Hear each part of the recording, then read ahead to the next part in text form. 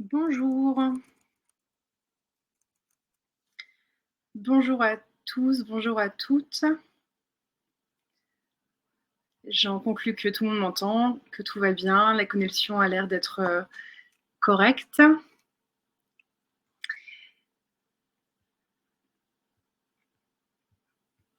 Ravie de vous retrouver pour cette nouvelle visioconférence organisée par Intermed et qui va nous occuper. Ah, je lis que quelqu'un nous dit bonjour de Floride. Qui va nous occuper aujourd'hui pendant 1 heure à peu près. 1 heure pendant laquelle nous allons parler de l'architecture japonaise. Il est 14h32. Je vais laisser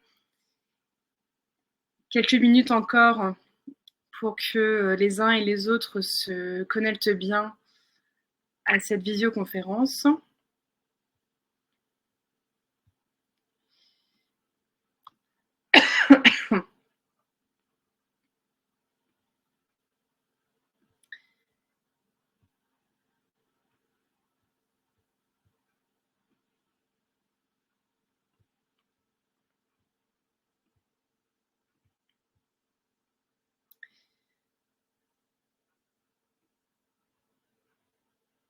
Ah, et je vois que je connais certaines personnes du chat. Bonjour Daniel, entre autres. Donc j'ai laissé la fenêtre du chat ouverte. Je lirai vos éventuels commentaires, vos éventuelles questions en direct pour essayer d'y répondre le mieux possible.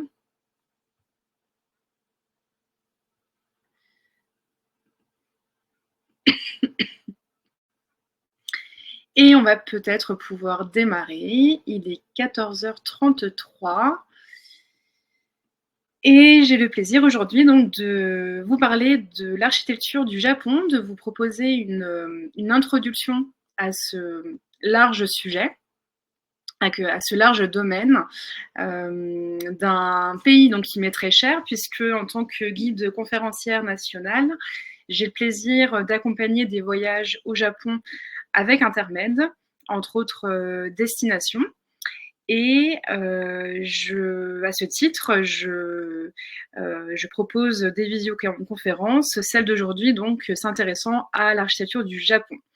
Alors, cette visioconférence, j'ai décidé de la préparer en plusieurs chapitres et pour déployer, dérouler un propos le plus clair possible, je vous propose aujourd'hui de parler de cette architecture du Japon en nous intéressant à la fois au programme, aux destinations des différents bâtiments constituant ce vaste domaine qu'est l'architecture du Japon, et en nous intéressant à la fois aux différents matériaux qui la constituent, puisque ces matériaux permettent en fait de dresser un panorama chronologique de cette architecture du Japon, avec une grande dichotomie qui est orchestrée par l'histoire ancienne du Japon, la préhistoire, l'histoire,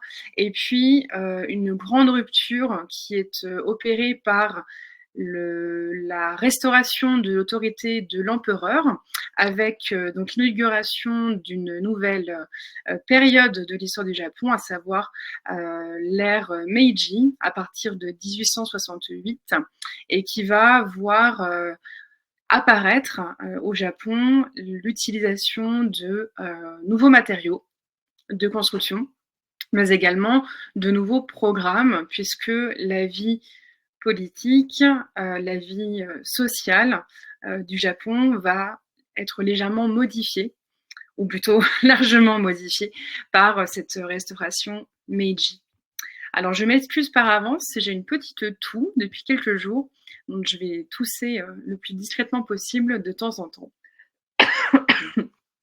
Donc si le bois est en effet le matériau privilégié aux époques précédant la restauration Meiji en 1868, et s'il crée ainsi une apparence assez homogène de l'architecture traditionnelle japonaise, il faut bien distinguer différents usages et moyens de construction des bâtiments qui incarnent donc des programmes variés, tous nécessaires à la vie quotidienne nippone.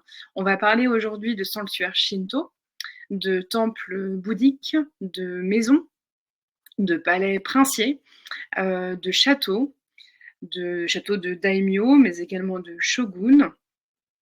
Et une fois ces principes présentés, grâce à quelques exemples que j'ai tirés de l'archipel et que j'ai illustrés parfois grâce à des photographies personnelles, on va aborder ensemble les innovations apportées par la restauration Meiji.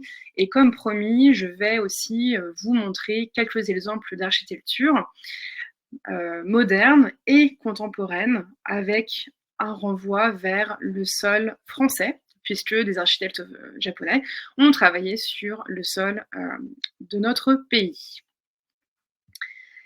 Démarrons le premier chapitre de cette présentation. Premier chapitre que j'ai intitulé « L'âge du bois ». Alors, c'est une découpe que j'ai décidée, qui va peut-être vous paraître un petit peu drôle, puisqu'on va voir ensuite d'autres matériaux, ce qui va donner lieu à des appellations un petit peu étonnantes. Mais j'ai pensé que c'était quand même une façon très commode de vous présenter l'architecture du Japon, notamment pour vous repérer lors de votre prochain voyage ou de votre premier voyage dans ce beau pays, pour identifier, dater, vous repérer un petit peu comme ça dans l'espace à la fois géographique mais aussi chronologique de ce pays, de ce Japon. Alors, quand on arrive au Japon, on peut être frappé par une première chose, c'est de voir que le pays est quasiment alors pas quasiment intégralement, mais en tout cas à hauteur de ses 2/3, couvert de forêt. Là, je vous montre une photo prise non loin de la ville de Osaka. On est sur la péninsule de Kii et on est dans les monts qui bordent, qui forment le cadre d'un pèlerinage qui s'appelle le pèlerinage du Kumano Kodo. Et le monsieur que vous avez au deuxième plan de cette photo, eh bien, est un pèlerin. Il regarde en surplomb une vallée qui est traversée d'une rivière, et au loin, on voit tous ces monts qui sont couverts de végétation et notamment couverts d'arbres. Ce qui fait que le bois est véritablement le premier matériau disponible sur l'archipel japonais, et il va être, dès les premiers temps de la préhistoire du Japon, et les premiers temps occupés par l'Homo sapiens, eh bien, il va être le matériau le plus utilisé. Donc, quand on parle de périodes très très reculées, la période de la préhistoire, on parle de l'époque Jomon, d'environ 12 000 ans avant notre ère, jusqu'à environ 300 ans avant notre ère, une période avec les derniers siècles qui voient en fait l'apparition d'habitats sédentaires avec l'utilisation de petites planchettes de bois et notamment de chaume également. Ensuite, on va avoir l'apparition de sanctuaires shinto, le shintoïsme étant la religion indigène du Japon, une religion animiste. Et ce que l'on va comprendre en fait tout de suite, c'est que le bois est non seulement disponible en grand nombre sur l'archipel, mais il est surtout parfaitement adapté aux conditions climatiques de cet archipel, où l'été est très chaud et très humide, et où l'hiver peut être froid, mais hiver pendant lequel le bois va avoir le mérite de conserver un petit peu la chaleur de l'hiver, surtout dans un archipel qui est conditionné, qui est frappé très régulièrement par des phénomènes climatiques très extrêmes. Je pense aux typhons. La saison des typhons en septembre jusqu'au début du mois d'octobre. Je pense aussi à des phénomènes sismiques. Évidemment, quand on pense au Japon, on pense aux tremblements de terre.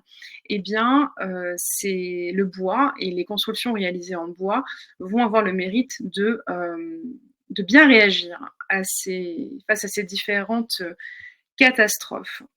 Le bois, il est utilisé, et ça va être vraiment un phénomène propre au Japon, pour construire des bâtiments qui sont placés sur des plateformes. Là, je vous montre une photographie d'un temple, le Kongo-Buji. Le Kongo-Buji qui se visite sur le mont Koya, donc on est toujours dans cette péninsule de Kii, aux abords de ce pèlerinage du Kumano-Kodo. Et ce Kongo-Buji a été construit en 1593 par un personnage historique, Toyotomi Hideyoshi, qui est le deuxième grand général militaire qui a participé, qui a construit, qui a favorisé la réunification du Japon à l'issue d'une très longue période de désorganisation et de morcellement. Toyotomi Hideyoshi a fait construire ce temple pour commémorer la mort de sa mère. Et plus tard, ce bâtiment va fusionner avec un temple voisin pour devenir le temple principal du bouddhisme Shingon, une secte bouddhiste qui avait été introduite au Japon par un autre personnage historique qui s'appelle Kobodaishi en 805. Donc ce pavillon, ce temple, nous permet déjà de voir un petit peu les caractéristiques principales d'un bâtiment en bois d'architecture japonaise qui peut très bien correspondre à un bâtiment d'habitation, mais également à un bâtiment servant de temple. Et donc le premier élément, c'est cette plateforme, puisque vous voyez que le pavillon est posé sur des petits pilotis qui eux-mêmes sont posés sur un revêtement de sol en pierre. Et ces pilotis permettent à la plateforme d'être aérée par le dessous. Excusez-moi. Contrairement donc à nos maisons, contrairement à nos bâtiments qui sont fermement agrippés au sol grâce à des fondations, ici on a au contraire des bâtiments qui restent en surface au-dessus de la terre. Pourquoi ? Parce que, pour deux raisons. Parce que en cas de séisme, le bâtiment va pouvoir, pour ainsi dire, glisser sur le sol, emmené par le mouvement de la terre. Et deuxièmement, la circulation de l'air sous le bâtiment va permettre d'aérer ce bâtiment et de contrer la prolifération de moisissures, puisque dans un archipel qui est soumis à un climat très chaud, très humide l'été, assez humide en automne également, froid mais pas non plus trop froid, à part sur l'île de Hokkaido qui est la plus au nord de l'archipel, eh bien les champignons constituent l'ennemi peut-être le plus redoutable de ces bâtiments en bois. Le dernier ennemi étant le feu, les incendies, les risques d'incendie. Et vous allez me dire que construire en bois n'est peut-être pas la meilleure idée dans ce contexte. Néanmoins, les incendies, même s'ils ont été très nombreux, ayant fait beaucoup de ravages, n'ont pas été une cause suffisamment forte pour se défaire, se passer de ce matériau abondant sur l'archipel du Japon, à savoir le bois. Alors une deuxième caractéristique de cette architecture, c'est une toiture. Ici, vous avez différentes toitures qui s'avancent pour protéger les pentes formant les murs de ces bâtiments. Alors en cas de typhon, non. Si le cœur du typhon passe au-dessus de votre bâtiment, vous pouvez être sûr que la maison va être ravagée et qu'il faudra la reconstruire ensuite. Deuxième exemple que je vous montre pour toujours parler de ce principe de la ventilation et voir comment ce principe a influencé l'aménagement des maisons. Là, je vous montre une photographie d'une maison qui se visite dans la ville de Kyoto, dans l'est de Kyoto. Il s'agit de la maison de Kanjiro Kawai, qui est un céramiste japonais qui a vécu entre 1890 et 1966. On est dans le quartier de Higashiyama, donc à l'est de Kyoto. Et cette maison, qui est une maison très grande pour une maison de ville, avec, comme il s'agit de la maison d'un céramiste, des fours qui sont installés à l'arrière de la maison, eh bien, vous pouvez visiter les différentes pièces constituant cette maison. L'atmosphère y est très apaisée et elle nous permet donc de découvrir l'œuvre de ce potier. Donc les maisons privées étaient généralement construites avec des bois lourds et on a favorisé donc toujours cette circulation de l'air à travers des espaces entre les portes coulissantes. Vous voyez à gauche de la photographie, vous avez en fait une ouverture vers une autre salle vers la gauche, une ouverture qui peut être comblée par des portes coulissantes dont on voit le bâton droit. Même en étant fermé, il y a toujours un petit flux d'air qui circule. Cet air circule également au niveau des fenêtres. Là, vous voyez des fenêtres en papier de mûrier. Parfois, dans les maisons, on peut aussi avoir des espaces ouverts entre deux pièces. Et là, les espaces ouverts le sont au-dessus des portes coulissantes. Ce n'est pas le cas sur cette photographie. Et donc, vous vous doutez bien que même si le bois a un petit peu cette inertie et donc conserve un petit peu de chaleur de l'été, quand on arrive en plein milieu de l'hiver, eh bien, il fait très froid. Et encore aujourd'hui, dans les maisons japonaises, on n'a pas le chauffage central. Et donc, on va favoriser le chauffage par le corps, en fait. Dans les espaces domestiques japonais, on ne chauffe pas les pièces, on chauffe le corps.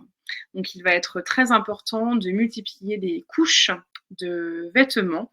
Et c'est la stratégie qu'ont développée les Japonais et les Japonaises depuis les débuts de leur histoire. Les toitures sont faites en différents matériaux et j'y reviendrai plus tard pendant la visioconférence puisque je vais vous montrer différents exemples. Autre photographie pour nous embarquer dans le déroulé des différents bâtiments constituant l'architecture traditionnelle japonaise. Ici, vous avez une photographie de nuit qui vous montre le torii flottant d'un sanctuaire, un sanctuaire qui s'appelle le sanctuaire Itsukushima, qui est visible sur l'île de Miyajima. Là, on est au large de la ville de Hiroshima, donc dans le sud du Japon, dans le sud-ouest. On est toujours sur l'île principale du Japon, l'île sur laquelle se trouvent les principales villes à visiter du Japon, donc une île qui s'appelle l'île de Honshu. Et ce sanctuaire de Itsukushima est très très célèbre grâce à ce torii qui a marée haute et donc a les pieds complètement dans l'eau. Et ce torii est construit en bois.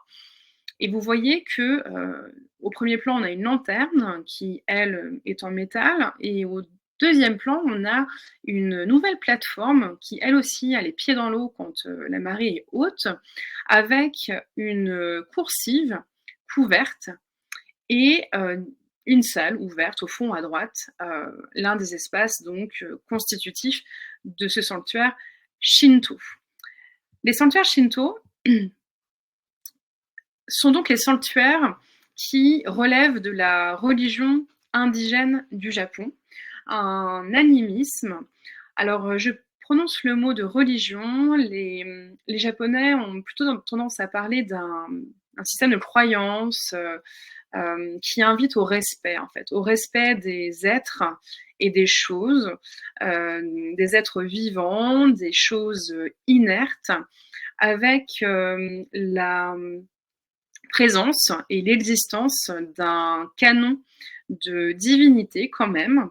Pour ça que les frontières sont un petit peu floues pour nous autres occidentaux entre le concept d'un système de pensée, de respect et une religion à proprement parler. Ces divinités, on les appelle au Japon les kami, K-A-M-I. Ces kami sont innombrables puisque en toute chose, il y a un kami au sein d'un arbre, au sein d'un rocher, au sein d'un appartement, au sein d'un objet, euh, en vous-même, etc., etc.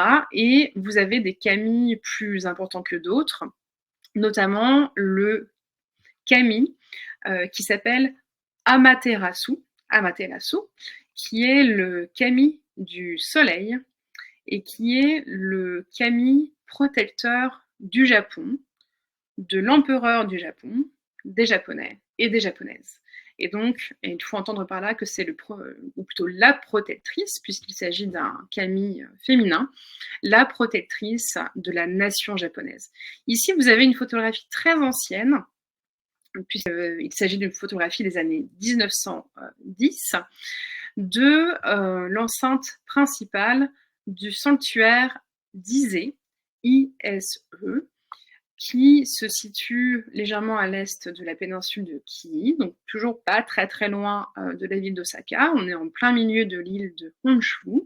Et ce sanctuaire d'Ise fait partie d'un parc national. Il comprend une centaine de bâtiments avec 2 sites majeurs.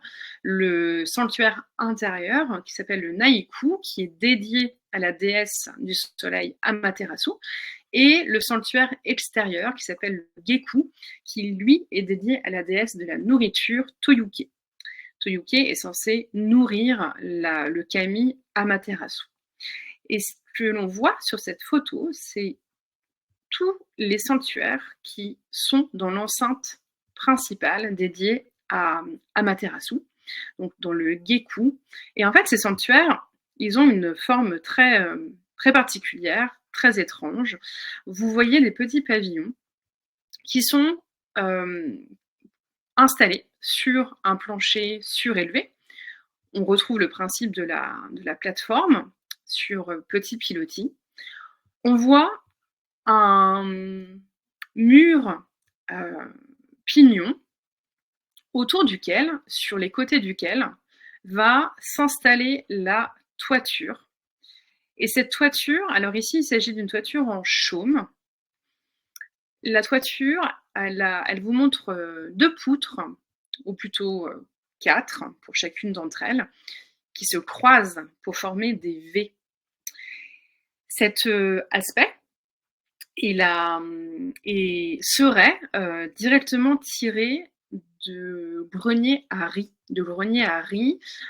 qui étaient organisés donc pour conserver le riz, pour le tenir aussi à distance des animaux nuisibles.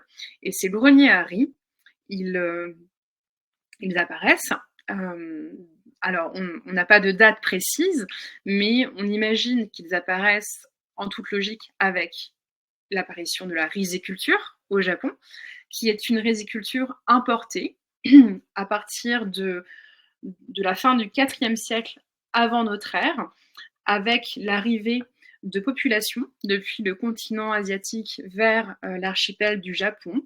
On a donc une néolithisation d'importation avec l'adoption de ce système agricole qu'est la riziculture et qui va rester l'agriculture la plus importante au Japon.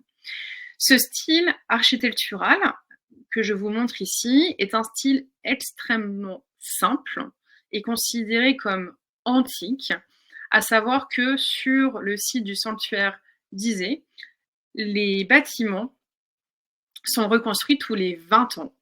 Et ça, c'est une autre donnée à comprendre pour l'architecture traditionnelle du Japon, c'est que l'architecture traditionnelle du Japon n'est pas pérenne. Je vous ai mentionné tous les risques auxquels sont soumis les Japonais et les Japonaises, ainsi que leurs bâtiments. Face à ces risques naturels, à ces catastrophes naturelles, l'architecture reste peu de choses. Et à Ise, on va, ainsi que dans d'autres sanctuaires très importants au Japon, on va mettre en place ce système de reconstruction tous les 20 ans des sanctuaires pour offrir des bâtiments les plus neufs possibles, en meilleur état possible. Et pourquoi 20 ans Parce que cela équivaut à une génération, donc le temps qu'un apprenti, ouvrier, un apprenti architecte, le temps dont cette personne aura besoin pour acquérir le savoir afin de reconstruire les sanctuaires. Qui dit architecture dit plan d'aménagement. Et là, je vous montre le plan type d'un sanctuaire Shinto. Alors, c'est un plan type, néanmoins, il y a énormément de variations quand même, avec des sanctuaires qui peuvent montrer beaucoup plus de bâtiments, déjà. C'est le cas du sanctuaire d'Ise, je vous ai dit qu'il y avait une centaine de bâtiments. Néanmoins, dans ces sanctuaires, on retrouve toujours les mêmes éléments. En premier lieu, le torii. Le torii qui est une porte d'entrée. C'est la porte qui va symboliser, qui va concrétiser la frontière entre le monde extérieur et le monde intérieur du sanctuaire. Le monde extérieur est le monde laïque, le monde profane, et le monde intérieur est évidemment le monde sacré. Ce torii, il est destiné aux kami en premier lieu, aux divinités shinto. On peut y passer, nous aussi, mais vous verrez pour cette raison que certains Japonais, certaines Japonaises passent sur les côtés en fait du torii. Ensuite, après avoir passé le torii, vous pouvez monter une volée de marche. Ici, sur le plan, vous voyez un escalier assez raide qui va constituer le début d'un chemin rectiligne que l'on appelle le Sando, un chemin rectiligne qui vous mène vers l'arrière du site, à savoir que ce Sando, on le retrouve à la fois dans les sanctuaires Shinto et dans les temples bouddhistes. En numéro 4, juste après l'escalier, à gauche, on voit un petit bâtiment, il s'agit du Chozuya, qui est le lieu de purification des mains et de la bouche. Quand vous arrivez dans un sanctuaire Shinto, il faut vous purifier les mains et la bouche grâce à de l'eau qui est mise à disposition au sein de ce petit bâtiment. Et alors, ce rituel donne toujours lieu pour nous autres touristes à parfois des grands moments de doute, voire des erreurs. Il faut effectivement faire attention à ne pas souiller l'eau en recrachant par exemple l'eau qui aura servi à nettoyer votre bouche. Ensuite, en numéro 5, vous avez des petites lanternes, des lanternes que l'on appelle les taureaux, que l'on retrouve aussi bien dans les sanctuaires Shinto que dans les temples bouddhistes, mais également dans les jardins privés, dans les maisons privées. En numéro 6, vous avez un petit pavillon que vous retrouverez dans les sanctuaires Shinto que vous visiterez, qui est un petit pavillon servant à des danses rituelles, la danse Kagura, ou alors aussi à des pièces de théâtre rituel, dont vous avez peut-être déjà entendu parler, le théâtre No. En face, en numéro 7, un pavillon qui est destiné au bureau d'administration, puisque les sanctuaires Shinto sont gérés par tout un personnel. En numéro 8, un petit portant couvert d'une toiture qui sert à abriter des plaquettes en bois que l'on appelle des ema et sur lesquels je reviendrai dans une seconde. Tout au fond à gauche, en numéro 9, des sanctuaires secondaires. Et on approche du plus important. En numéro 11, le premier grand bâtiment s'appelle le Haïden, c'est le lieu de prière pour nous autres. Tandis qu'à l'arrière, vous voyez un dernier bâtiment en numéro 11, sur lequel on retrouve la toiture au-dessus du mur pignon, avec les poutres qui se croisent en V. Il s'agit du Honden. Le Honden est le lieu de repos du kami, et il est interdit au public. Seuls les prêtres shinto y ont accès. Et c'est pourquoi vous voyez que ce pavillon est entouré d'une barrière que l'on appelle le tamagaki. Ici, je vous montre une photographie d'un sanctuaire shinto visitable à Kyoto, sur laquelle on a le plaisir de voir un prêtre shinto. Un prêtre shinto qui est reconnaissable à sa jupe large, à sa veste de kimono, très large aussi, et à sa petite coiffe noire, l'ensemble correspondant au costume, aux vêtements traditionnels japonais que l'on porte depuis l'époque de Heian, depuis la toute fin du 8e siècle de notre ère. Dans les sanctuaires shinto, on peut constater la présence de petites bandelettes de papier qui correspondent à des oracles que l'on accroche. Et surtout, vous avez été peut-être frappé, ou vous le serez, j'en suis sûre, quand vous irez au Japon, frappé par la présence de ces plaquettes en bois, des plaquettes votives que l'on appelle des ema. Ema, ça veut littéralement dire l'image de chevaux, puisqu'on avait l'habitude d'offrir des chevaux à des sanctuaires shinto en guise d'elzoto pour exaucer un vœu. Offrir un cheval est une chose très très coûteuse, donc au fur et à mesure de l'histoire du Japon, on a transformé cette pratique en le fait d'offrir des images de chevaux, des peintures représentant des chevaux. Et en fait, au fur et à mesure du temps, on a transformé cette pratique-là également. Et aujourd'hui, tous les sanctuaires shinto éditent des petites plaquettes avec des symboles propres à chacun des sanctuaires. Et on vous invite à écrire un vœu au dos et à accrocher cette plaquette à des portants, sachant que le personnel du sanctuaire shinto va brûler rituellement ces plaquettes pour porter votre vœu auprès du kami concerné. Passons maintenant à l'architecture des temples bouddhistes. Je vous montre le premier temple bouddhiste d'État qui a été construit au Japon. Il s'agit du Todaiji. Le Todaiji est visible à Nara, et Nara a été la capitale de l'Empire du Japon entre 710 et 794. Nara, pendant cette période, a été le centre d'un très grand épanouissement culturel et politique national.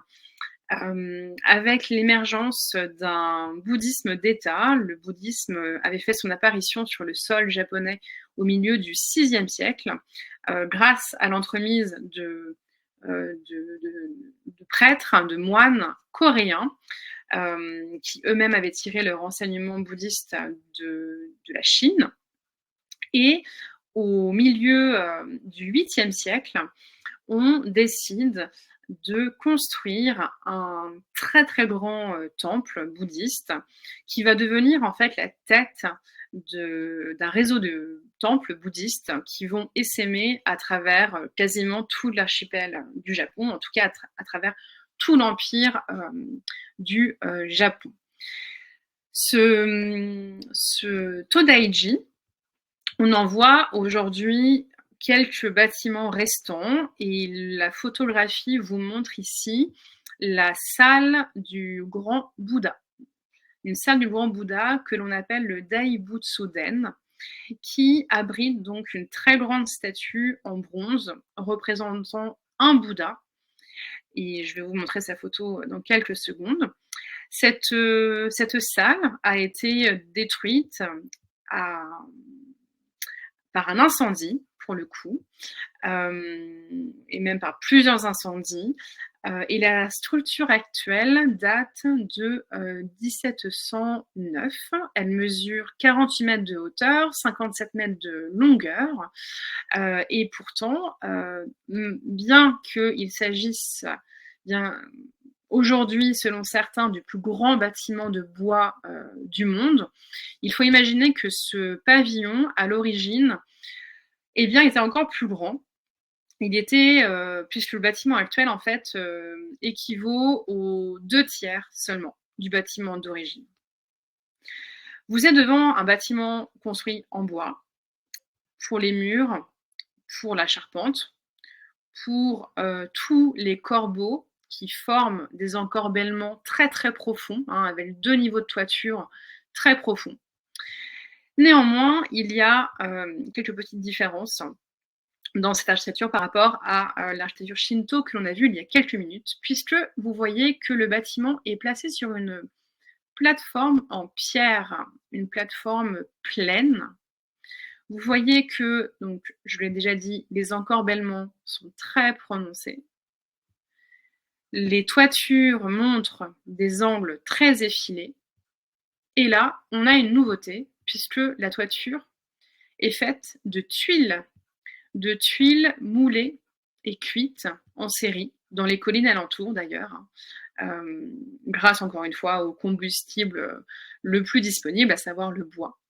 Ces 4 caractéristiques font du pavillon du Grand Bouddha de Nara, eh bien, un bâtiment d'influence de style chinois, puisque le Japon s'était largement ouvert à l'influence chinoise en adoptant premièrement le bouddhisme, en adoptant l'écriture chinoise avec les sinogrammes, en adoptant la langue chinoise, en adoptant des codes civils chinois et en adoptant aussi un urbanisme chinois qui va présider à l'aménagement de la ville de Nara et ensuite à la ville de Kyoto, qui va être la capitale suivante de l'Empire.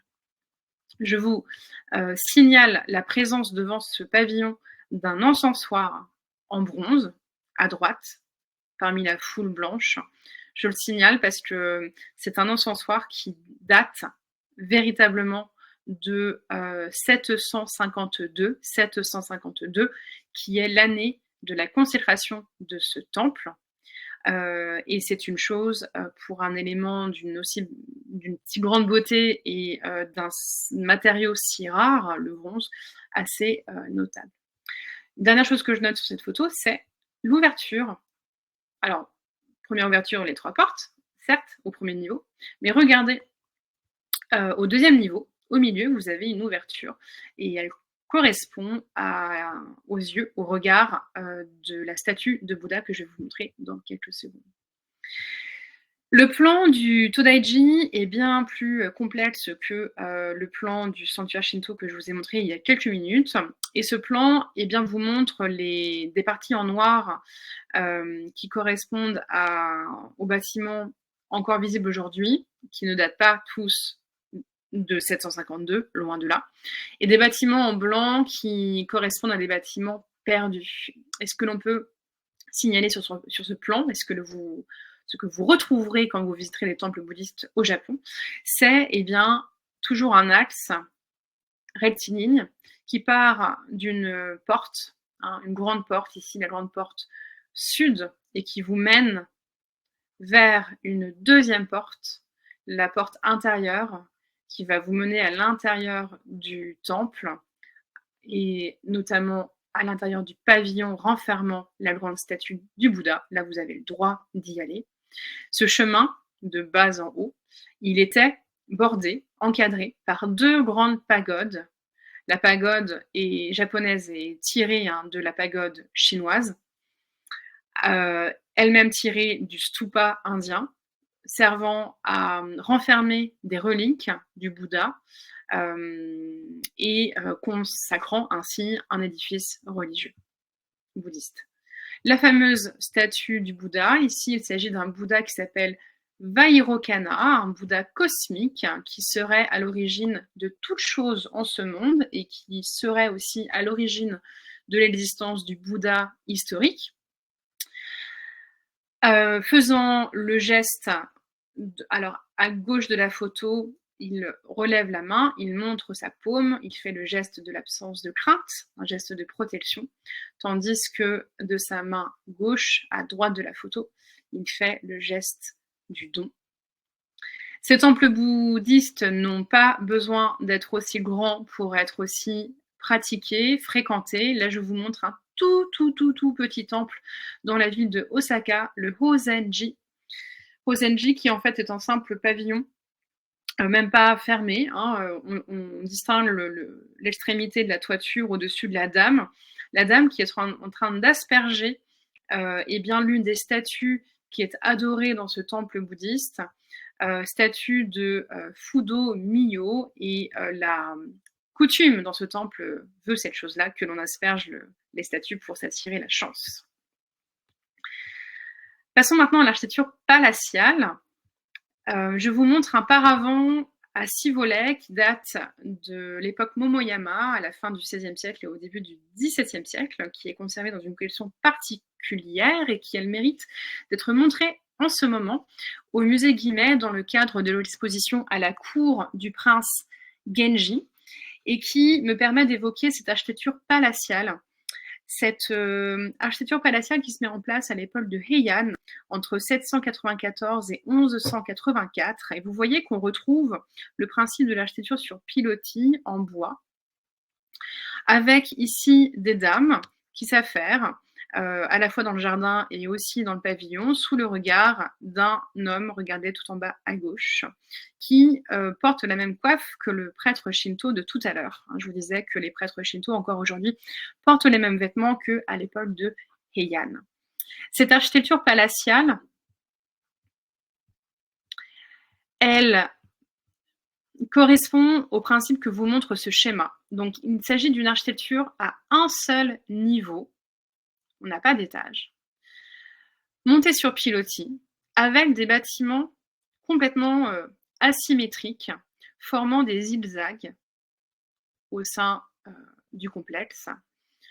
Les différents pavillons sont reliés par des couloirs couverts de toitures.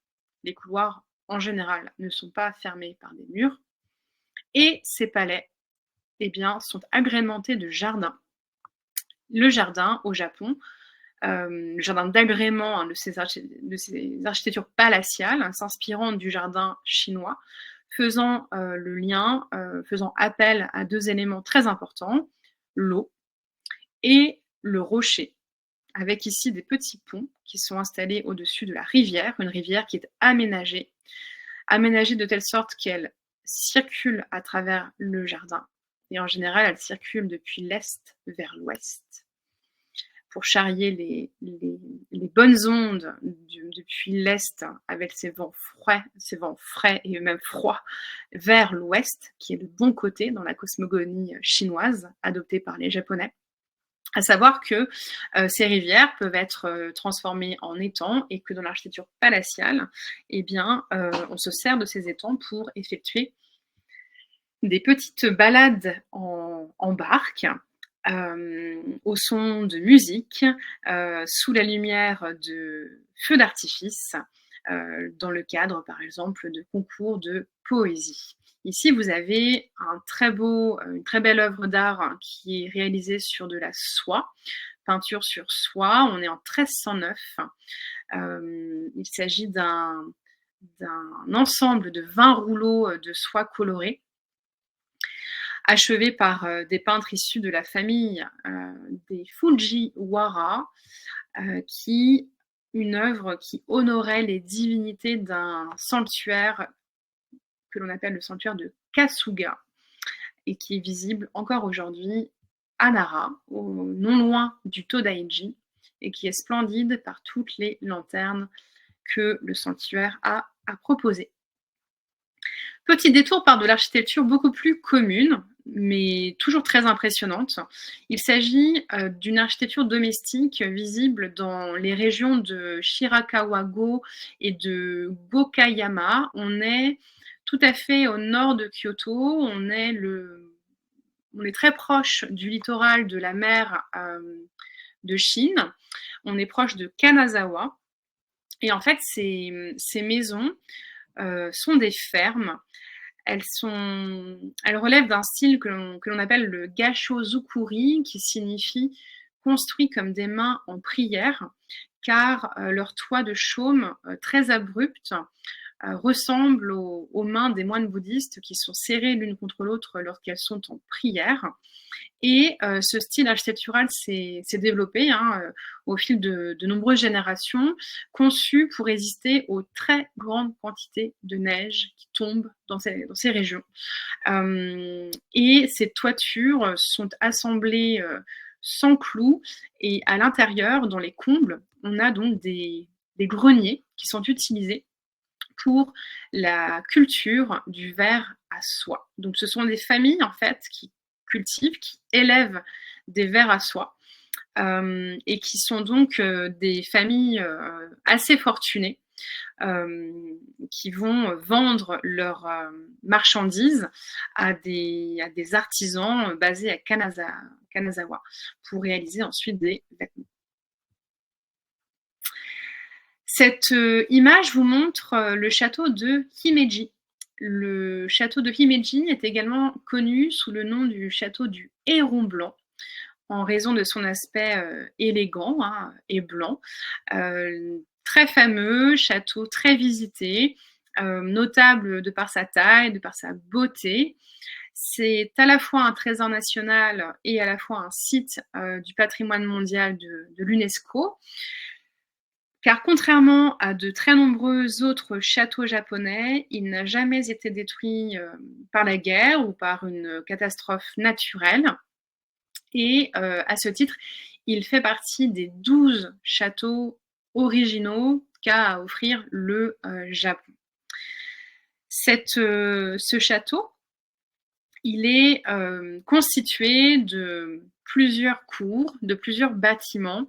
Et le bâtiment le plus emblématique, c'est celui qu'on voit au loin. C'est le donjon, le Tenchu. La cour que l'on voit au premier plan, c'est la troisième cour, la Sanomaru. Et elle comprend une très grande pelouse aujourd'hui. Il y avait des bâtiments à l'origine à l'intérieur. Une grande pelouse bordée de cerisiers qui constitue un endroit très populaire pour observer les cerisiers en fleurs, un rite très pratiqué par les Japonais et Japonaises d'aujourd'hui que l'on appelle le Hanami. Ce château de Himeji est entouré de différents systèmes de douves. Il se situe le long de l'approche ouest de l'ancienne capitale Kyoto, et on voit ici les fondations de la zone comprenant le donjon, qui sont des fondations réalisées en pierre. Vous voyez, il y a une petite entorse à mon chapitre de l'âge du bois. Des pierres qui sont appareillées, mais qui sont assez mal dégrossies. On voit qu'elles ont toutes des formes et des tailles différentes. Quand on s'approche des fondations de châteaux japonais, on voit aussi parfois que les creux sont comblés par des petits cailloux. Ce château de Himeji donc se démarque par son donjon, son bâtiment principal, le donjon, une structure en bois de 6 étages. Les murs sont comblés en sable et en petites pierres. Ce donjon, il comporte 6 étages, et plus vous montez en hauteur, plus les zones, les pièces se font petites, avec des escaliers extrêmement raides et extrêmement étroits. Ce donjon, offre le même usage que nos donjons médiévaux occidentaux. Il s'agit de la dernière zone dans laquelle se protéger en cas de siège et d'attaque du château en lui-même. Ces châteaux, parce qu'ils sont construits essentiellement en bois, alors là vous voyez un bout de toiture en tuiles, eh bien, devaient se protéger des risques d'incendie, et c'est pourquoi vous y retrouvez systématiquement ces figures de poissons légendaires qui sont censés donc protéger le château des risques d'incendie, de départ de feu. Ces poissons, on les appelle les Shachihoko. Un autre château très fameux est le château de Matsumoto, dont il ne reste que le donjon, construit entre 1592 et 1614. Et pourquoi ces châteaux sont aussi développés, aussi imposants, ces châteaux qui montrent des petites meurtrières, des ouvertures très étroites, des donjons desquels on pouvait aussi laisser tomber de l'eau bouillante, des pierres très chaudes, sur le même modèle que nos donjons occidentaux. C'est parce qu'en fait, en 1543, les premiers occidentaux débarquent sur l'archipel japonais. Ce sont des Portugais. Et les Portugais vont introduire une nouvelle chose au Japon, ce sont les armes à feu. Donc les petits châteaux médiévaux du Japon ne pouvaient plus résister à ces nouvelles armes. Et c'est un général, Oda Nobunaga, qui va mettre au point ce nouveau modèle de châteaux et de donjons qui vont normalement résister aux armes à feu. Oda Nobunaga, qui va être le premier des 3 généraux à participer à la réunification de tous les territoires, de toutes les seigneuries du Japon, à l'issue d'une grande période de troubles politiques. Cette grande période de troubles politiques, elle va paradoxalement, donc on parle d'une période qui va s'étaler entre 1573 et 1603. En 1600, on a une grande bataille, la bataille de Sekigahara, entre Toyotomi Hideyoshi et Ieyasu Tokugawa. Les Tokugawa gagnant cette bataille et instituant une nouvelle époque dans l'histoire du Japon, l'époque d'Edo, avec un régime shogunal. Le shogun est l'entité militaire régentant l'empire du Japon, l'empereur n'ayant plus qu'un rôle symbolique. Eh bien, pendant cette période très mouvementée, paradoxalement, on va mettre en place un nouveau code, la cérémonie du thé. Ces shoguns et les seigneurs, les daimyo, vont manifester le désir de se retrouver dans des espaces très calmes, très sereins, très protégés. Ils vont s'entourer de maîtres de thé et ils vont donc faire construire des pavillons de thé. Des pavillons qui sont à concevoir comme des retraites dans la nature. Et c'est pourquoi, avant d'accéder à un pavillon de thé, on doit traverser un petit jardin. Et là, je vous montre l'entrée d'un petit jardin. Vous voyez que l'espace est couvert de mousse et vous êtes censé évoluer de pierre en pierre, avec une esthétique ici totalement rustique. Vous avez quelque chose de très simple, de très modeste, qui contraste beaucoup, et même complètement, avec l'esthétique très flamboyante de ces généraux et de ces souverains militaires que sont les daimyo et le shogun, avec une esthétique très modeste qui se poursuit dans le pavillon de thé. Le pavillon de thé dans lequel vous êtes censé entrer en vous baissant à travers une porte souvent trop basse pour vous, en fait, pour y rentrer debout. On a même des pavillons de thé dont l'ouverture est un simple trou. Vous êtes censé vous glisser à l'intérieur. Pourquoi ? Pour vous forcer à adopter une posture modeste. Et à l'intérieur, eh bien, vous retrouvez un environnement très dépouillé, avec au sol quelques tatamis, ici 2 tatamis et 2 tiers d'un 3e tatami, des murs en torchis qui ne sont revêtus d'aucun décor. Vous voyez aussi le bois de bambou qui ici est utilisé, du bambou qui est lui aussi laissé nu. On ne le cache pas, on ne le ponce pas pour lui donner une forme homogène, on le laisse donc visible. Tout cela pour insister sur cette esthétique extrêmement modeste. Alors après l'âge du bois, et je n'ai pas mentionné les deux types d'arbres les plus communs du Japon, à savoir le cyprès et le pin. On arrive à un autre âge, l'âge du fer, de la brique et de la pierre. À la restauration de l'autorité de l'empereur, après la chute forcée du clan des Tokugawa, du shogun Tokugawa, le Japon va s'ouvrir à des industriels, des chercheurs, des financiers, des politiques, des intellectuels occidentaux.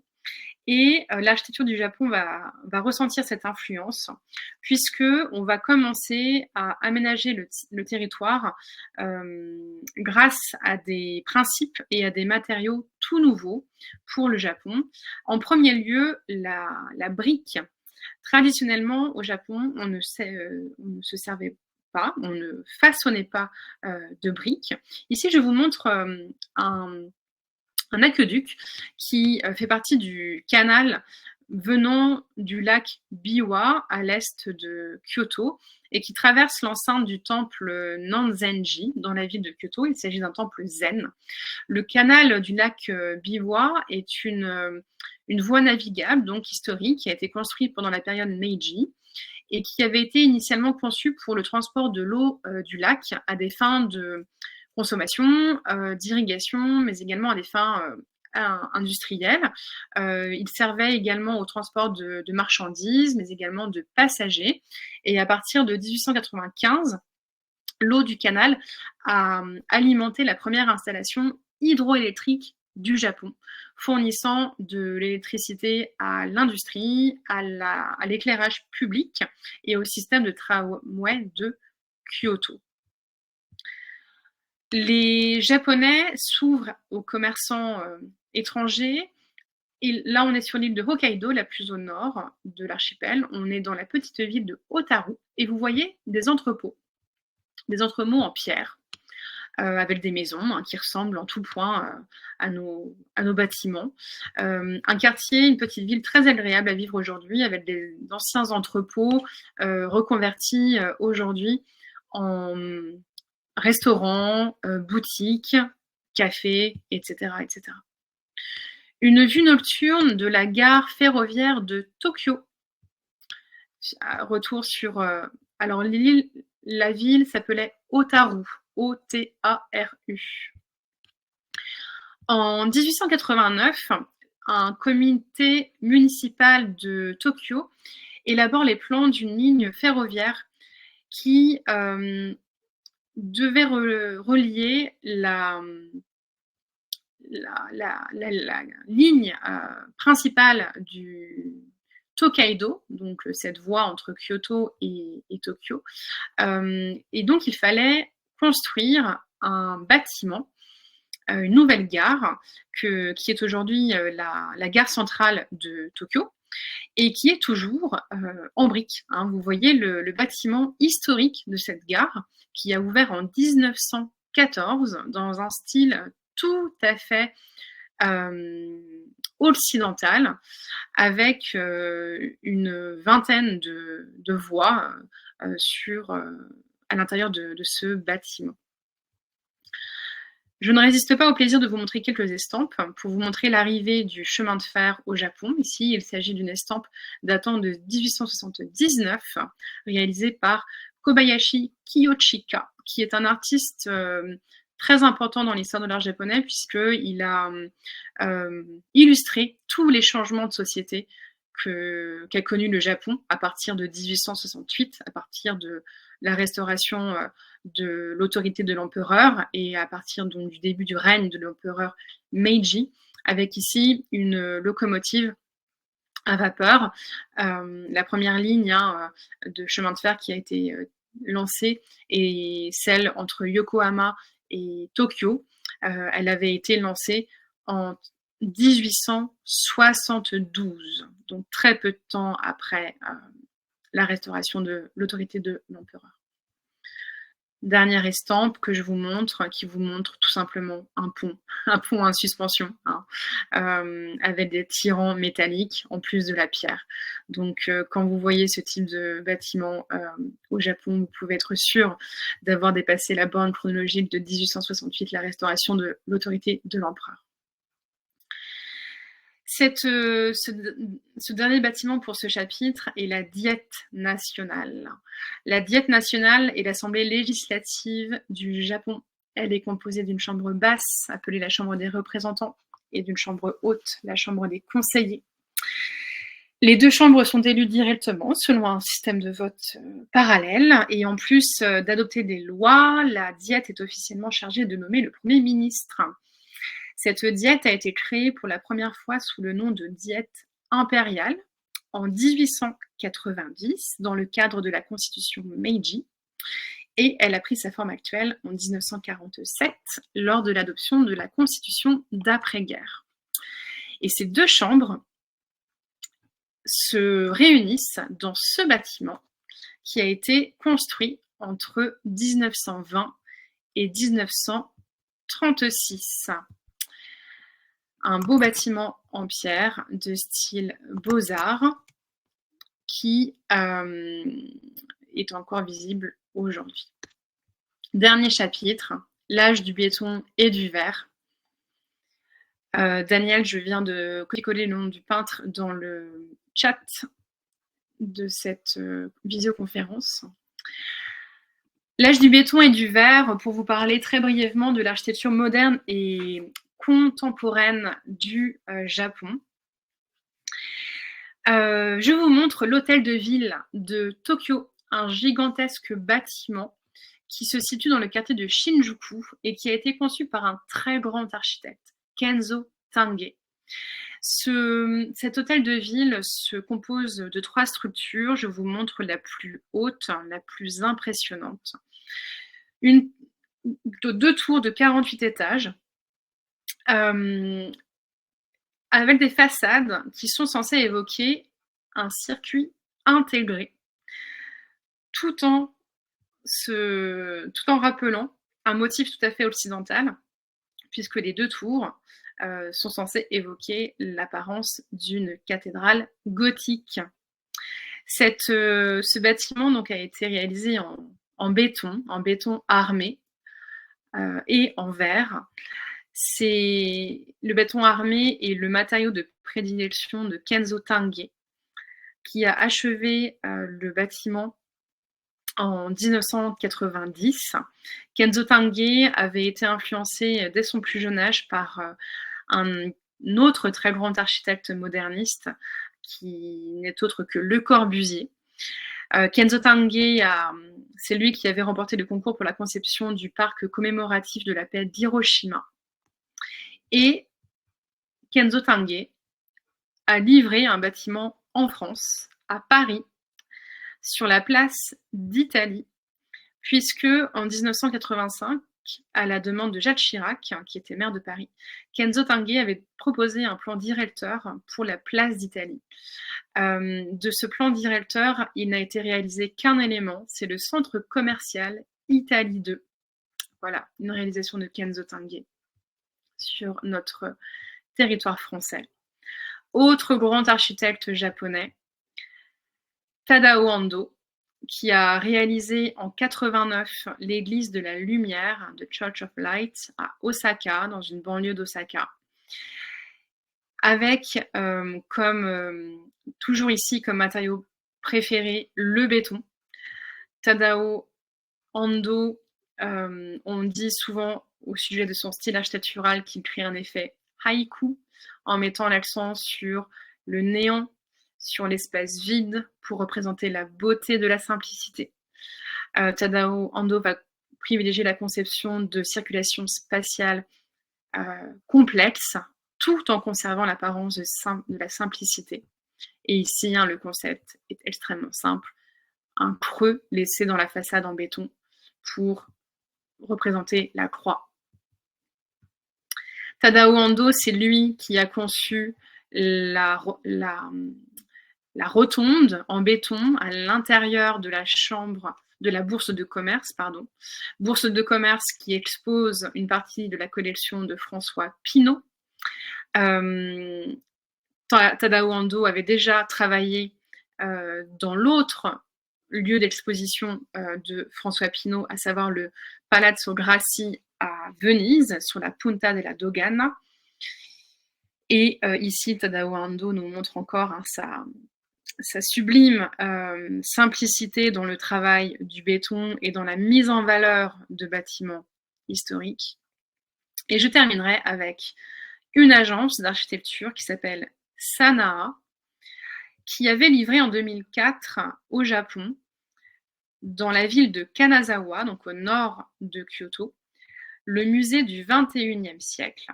Un musée en forme de cercle dont les parois, vous le voyez, sont en verre exclusivement, et le verre est utilisé pour inviter le spectateur à rentrer, pour montrer tout de suite aux visiteurs ce qu'il pourra voir à l'intérieur du musée. Et à l'intérieur du musée, on a un système de cubes et de parallélépipèdes rectangles qui s'organisent pour proposer les salles d'exposition.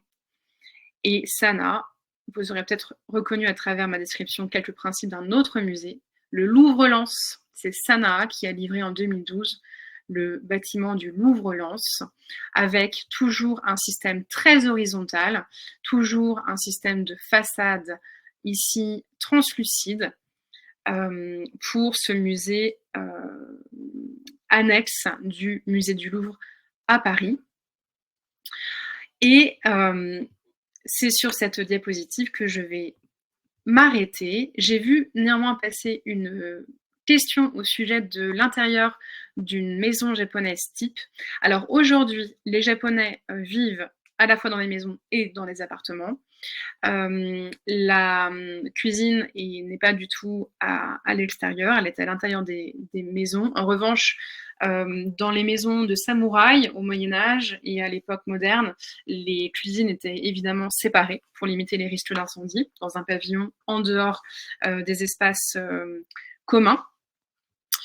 Il y a dans les maisons historiques, notamment les maisons de samouraï, les maisons de daimyo, les maisons de shogun, des pièces pour les invités effectivement et des pièces uniquement privées. Ça, vous pouvez le voir au château de Kyoto, par exemple. Et ce qu'il faut savoir, c'est qu'aujourd'hui, il est très rare de pouvoir rentrer chez les Japonais. Les Japonais sont très réservés à ce sujet-là, surtout parce que les bâtiments, les maisons et les appartements sont très petits. Donc on préfère vous inviter au restaurant. Voilà. Bien, je vous remercie beaucoup pour votre attention, vos commentaires. Les temples en bois sont-ils systématiquement reconstruits? Non. Ce sont les sanctuaires shinto qui sont reconstruits. Pas tous, surtout les plus importants, notamment celui d'Ise. Quels sont les livres qui définissent les architectures des temples? Des références bibliographiques, vous voulez dire? C'était Alain Parizelli, oui. Alors, je me tourne pour regarder dans ma bibliothèque. Je vais pas me lever quand même, mais je vais retrouver sur internet un livre que j'ai en tête. Alors, vous pouvez, si je vais vous donner cette référence, la référence pour l'art, la sculpture, la peinture et l'architecture du Japon, c'est l'art japonais que Christine Shimizu a rédigé, et il y a tout ce qu'il faut sur l'architecture.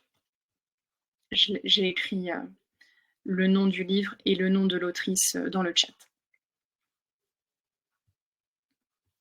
Alors, j'aurai le plaisir d'accompagner des voyages au Japon l'année prochaine. Le départ au printemps, le voyage à l'occasion des cerisiers en fleurs. Voilà.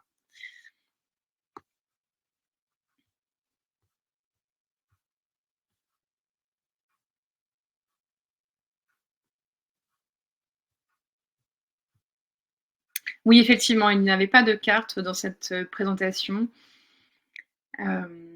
J'en mettrai une la prochaine fois.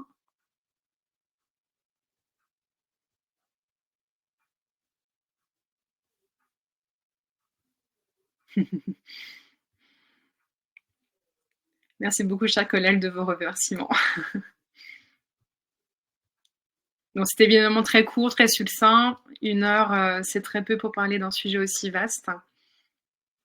Je remonte, hein, toujours le chat pour voir s'il y a d'autres questions.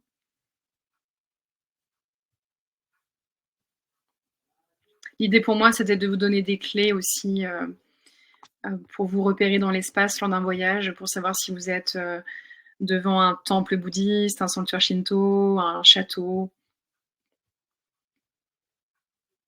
Alors la meilleure, période, pour partir au Japon, hem, alors j'espère qu'il y aura d'autres conférences sur le Japon, oui. On vous tiendra au courant. Il y a d'autres conférences, que j'ai réalisées en replay, je pense, sur le site d'Intermed. Il y a dans 2 semaines, non 3 semaines, je guiderai l'exposition sur, la cour du prince, Genji au musée Guimet, en chair et en os. Et donc les meilleures périodes, en général, il y a vraiment beaucoup de périodes, hein, pour partir au Japon. L'hiver peut être une expérience très frappante, hein, avec la neige. Le printemps, évidemment, pour les cerisiers en fleurs. Au mois de mai, il commence à faire chaud et un petit peu humide. En juin, juillet, août, il fait vraiment très très chaud. Sinon l'automne. L'automne est vraiment un ravissement, hein, pour les feuillages koyo, jaune, orange, rouge. Peut faire un peu frisquet le soir, mais il suffit de prendre un bon pull. Voilà, moi je suis plutôt de l'avis de Fabienne. J'aime beaucoup l'automne au Japon.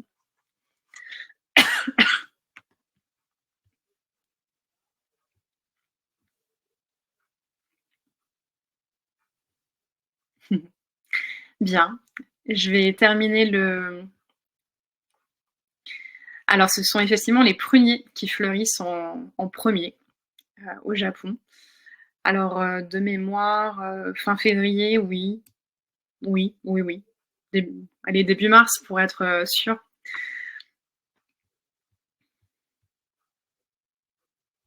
Mais même au mois de juin, hein, vous avez des très belles fleurs qui sont visibles au Japon. Les jardiniers japonais ont fait en sorte d'offrir à notre vue des fleurs en toute saison.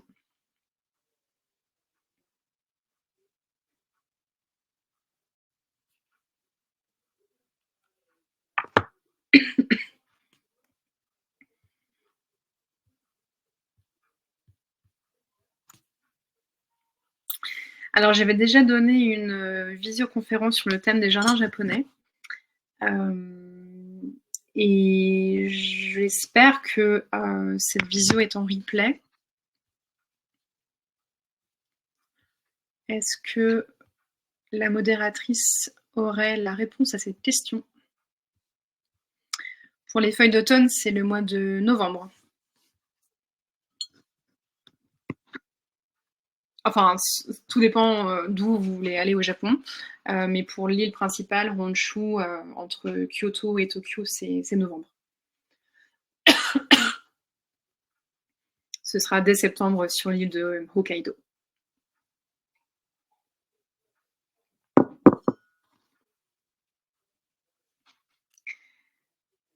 Bien, je vais vous dire au revoir.